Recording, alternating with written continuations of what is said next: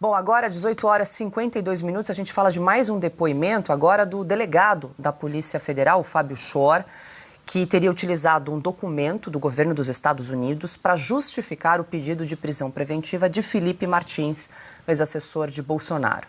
Durante oitiva gravada no Supremo, o advogado de Felipe Martins interpela o delegado para entender se as autoridades sabiam que o uso do documento Travel History não poderia ser usado como prova judicial devido à sua imprecisão. O advogado de Martins também alertou que o próprio sistema americano acusa que o uso indevido desse tipo de documento pode configurar crime contra a segurança nacional dos Estados Unidos. Vamos acompanhar um trecho também dessa audiência. Os agentes que fizeram essa busca, eles chegaram a verificar que o próprio site do CBP, ele fala que o uso esse Travel History, ele é impreciso e que por isso não pode ser utilizado como em processos judiciais e que o uso deles pode implicar em crime contra a segurança nacional dos Estados Unidos? Eu vou repetir o que eu disse para o doutor Skin. Trata-se de um dado que está em fonte aberta, que foi consultado com base em dados cadastrais da Polícia Federal. Não trata-se de um dado negado dentro da doutrina da legislação brasileira, conforme o procedimento criminal que está tramitando na Justiça brasileira. Não há impedimento da gente juntar. É um elemento circunstancial apenas, voltando a dizer, para a investigação. Ele ter ido ou não para os Estados Unidos não é relevante. A relevância é que ato praticado, vários atos praticados com o intuito de ludibriar as autoridades que estavam atuando na persecução penal para dificultar a aplicação da lei penal, além de atos de supressão de provas. São esses os fundamentos que foram utilizados tanto para o pedido de prisão quanto para o pedido de a manifestação pela manutenção da prisão preventiva. Tá aí, então, Ana, mais um vídeo que foi disponibilizado pelo Supremo Tribunal Federal. Alguns temas, inclusive, a gente já repassou no programa em outras edições, mas como o Supremo vai disponibilizando aí a conta-gotas os vídeos, a gente vai retomando e esclarecendo esses fatos. Então, a gente acompanhou ali um questionamento de um dos advogados do Felipe Martins, que é o Jeffrey Chikini, e também ao lado estava o doutor Ricardo Scheffer, que fez essa indagação, então, ao delegado da Polícia Federal, o Fábio Shor, sobre esse uso do documento, o Travel History. Até gostaria que você explicasse para a nossa audiência, Ana. E um ponto que chamou muito a atenção é quando o delegado, e até sublinhei aqui, quando ele disse, na resposta ao advogado do Felipe Martins, que o fato de Felipe ter ido ou não aos Estados Unidos não é relevante, que o que estaria em jogo para a decretação da prisão do Felipe Martins, palavras do delegado, nós acabamos de acompanhar o vídeo, foram os atos praticados para ludibriar autoridades, para dificultar a execução da lei penal e também atos de supressão de provas. Acho importante a gente comentar essa afirmação do delegado Fábio Shor.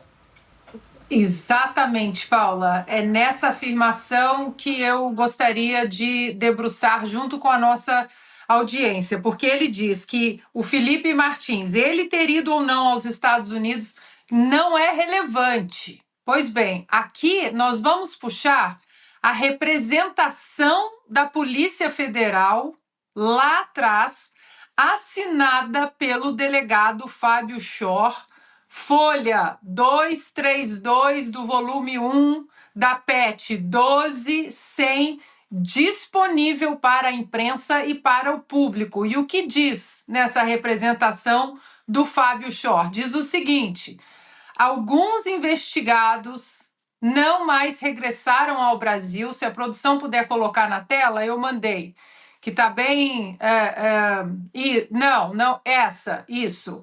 Ali está escrito assim: alguns investigados não mais regressaram ao Brasil desde então, como é o caso do ex-assessor para assuntos internacionais, Felipe Garcia Martins, que viajou a bordo do avião presidencial em 30 de 12 de 2022, com destino à cidade de Orlando, nos Estados Unidos, sem realizar o procedimento de saída com o passaporte em território nacional, não havendo até o presente momento registro de retorno. A burla ao sistema migratório caracteriza elemento essencial para auferir o dolo do investigado em se furtar a aplicação da lei penal. Pois bem, diante dessa representação da Polícia Federal, assinada pelo Fábio Shor, dizendo que Felipe Martins havia saído do Brasil, o que acontece depois? Logo depois vem o relatório do Alexandre de Moraes citando os motivos então apontados pelo Fábio Chor. E aí no relatório do Alexandre de Moraes está o seguinte: segundo print, produção, o nome de Felipe Martins também, ali embaixo, isso. O nome de Felipe Martins também consta na lista de passageiros que viajaram a bordo do avião presidencial no dia 30/12/2022, rumo a Orlando. Entretanto, não se verificou registros de saída, e aí continuamos. A decisão que impôs a prisão preventiva, isso é relatório do Alexandre de Moraes, embasado na peça do Fábio Chor. A decisão que impôs a prisão preventiva está suficientemente fundamentada, considerando que, no momento da decisão, o investigado não fora encontrado no seu endereço habitual e havia notícia de que teria seguido para os Estados Unidos da América.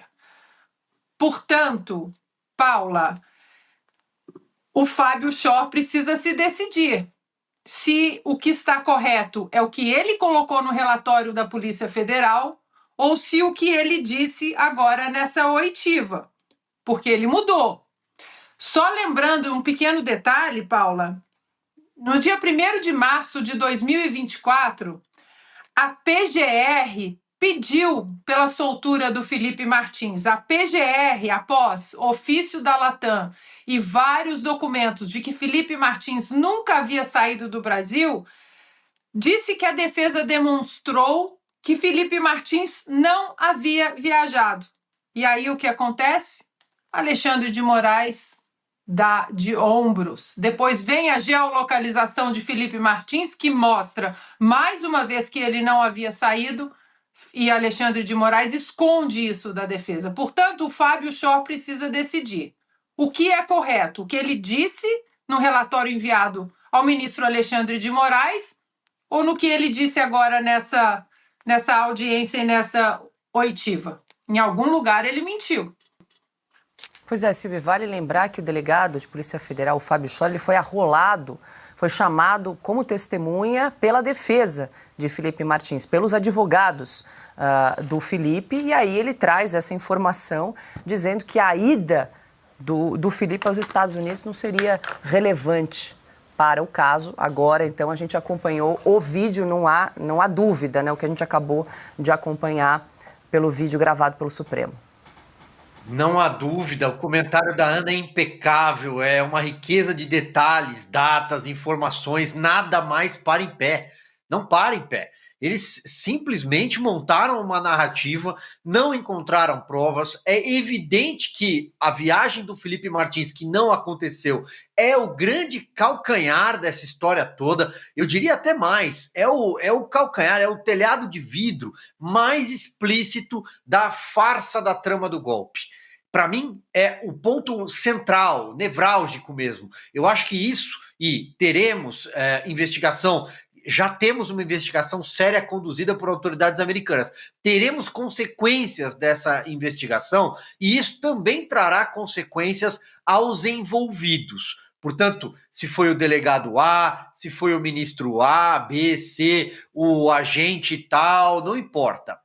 Todos serão responsabilizados por uma farsa, por uma invenção. Ele não fez a viagem, ele foi preso e punido severamente por algo que ele não fez, ele inverteu o ônus da prova, comprovou que não havia embarcado, não tinha saído do Brasil.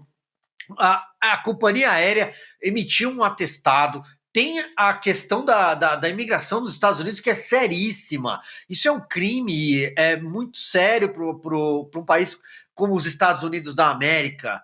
Então, Paula, eu acho que nós cumprimos o nosso papel, a Ana, eu repito, impecável nesse trabalho, de mostrar ao longo de muito tempo que esta farsa acabou, não para mais em pé. O brasileiro não aguenta mais essa história de golpe. O ministro Alexandre de Moraes interrompe um advogado, há ali cerceamento de palavra, corta a palavra e diz, não, são golpistas condenados, não são mais vândalos.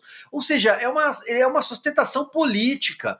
E tudo isso só durou tanto tempo pela conivência, principalmente da imprensa tradicional, que não noticiou, que não deu bola para determinados assuntos. O caso Felipe Martins demorou muito tempo para surgir na imprensa tradicional. Aliás, digo mais, muitos veículos de comunicação no Brasil, só a Oeste não, evidentemente, porque é pioneira desde o dia 9 de janeiro com tudo isso. Mas muitos só se levantaram quando isso rodou o mundo.